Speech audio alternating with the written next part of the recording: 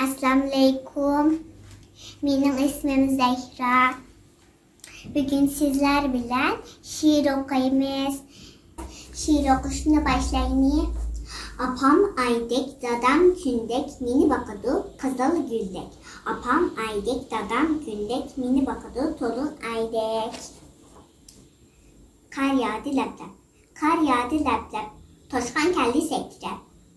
Tutu aldık eplep, oynayını da meşrep. Oynamadı toşkan, koydu biz niyeklep.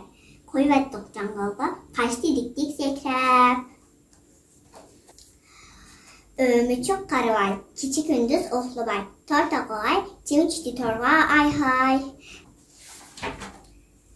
Gaj gaj guy guj gaj gaj guj. Tamak üstü kilimler, kolunlarını pakiz yuyup edep bilen alınlar. Gaj gaj guj guj gaj gaj guj.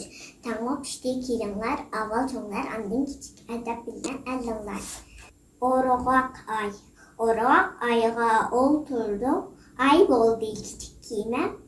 Kördüm sansız yoltuzunu, kök ara gizip herdem. Yağmur yağdı, kar yağdı, şakarap gitti. Ötkümlüğüm ayrılsam, pakarap gitti. Patkak geçti, su geçti, makçıyıp gitti. Ablam körüp ötkümlüğüm çekçiyip gitti.